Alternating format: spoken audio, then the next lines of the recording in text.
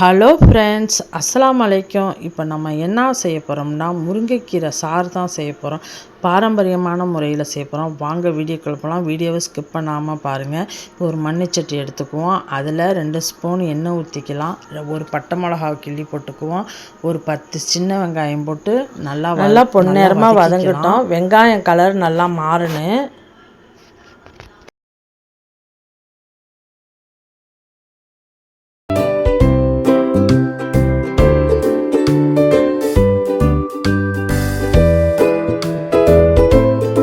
வெங்காயம் நல்லா சவந்து வந்துருச்சு. இப்போ அரிசி களைஞ்ச தண்ணியை அதில் ஊற்றிக்குவோம். வேணுங்கிற அளவு ஊற்றிக்கங்க. நான் இந்த அளவு போதுமானது ஊற்றியிருக்கேன். உப்பு தேவையான அளவு போட்டுக்கோங்க. நான் 1/2 ஸ்பூன் போட்டிருக்கேன். இப்போ கீரையை கழுவிட்டு தண்ணி கொதி வரா மாதிரி இருக்குது. இப்போ கீரையை கழுவிட்டு நம்ம அதில் சேர்த்துக்கலாம். கீரை உடம்புக்கு ரொம்ப நல்லது. வயிற்று புண்ணெல்லாம் ரொம்ப ஆற்றும். இந்த மாதிரி சாறு வச்சு சாப்பிட்டா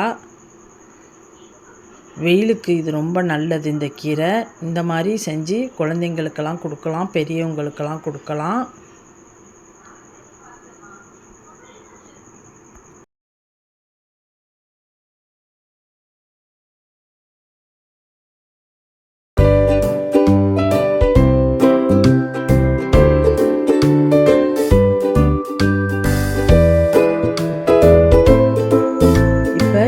நல்லா வெந்துருச்சு. வெந்த பிறகு தான் நம்ம இதில் தேங்காய் பால் சேர்க்க போகிறோம். இப்போ நான் ஒரு தேங்காய் பால் புழிஞ்சு வச்சுருக்கேன். பாலை இப்போ கீரையோடு நம்ம சேர்த்துக்குவோம். தேங்காய் பால் ஊற்றி கொதிக்கக்கூடாது. அதனால் ஒரு கிண்டி விட்டுவிட்டு அப்படியே நம்ம அடுப்பை ஆஃப் பண்ணிடலாம். இது வயிற்று புண்ணுக்கு குழந்தைங்களுக்கெல்லாம் கொடுக்குறது இது ரொம்ப நல்லது.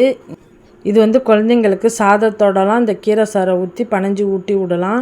இது வெயில் நாளையில் நமக்கு வாய் புண்ணு வயிற்று புண்ணுலாம் வரும். அதுக்கெல்லாம் இந்த கீரை சாறு ரொம்ப நல்லது. பெரியவங்களுக்கெல்லாம் இது ரொம்ப நல்லது. இந்த மாதிரி ட்ரை பண்ணி பாருங்கள். இந்த வீடியோ பிடிச்சிருந்தா லைக் பண்ணுங்கள், ஷேர் பண்ணுங்கள், கமெண்ட் பண்ணுங்கள். முக்கியமாக சப்ஸ்கிரைப் பண்ணிக்கோங்க. மீண்டும் இன்ட்ரெஸ்டிங்கான வீடியோவில் மீட் பண்ணுவோம். ஓகே, பாய்.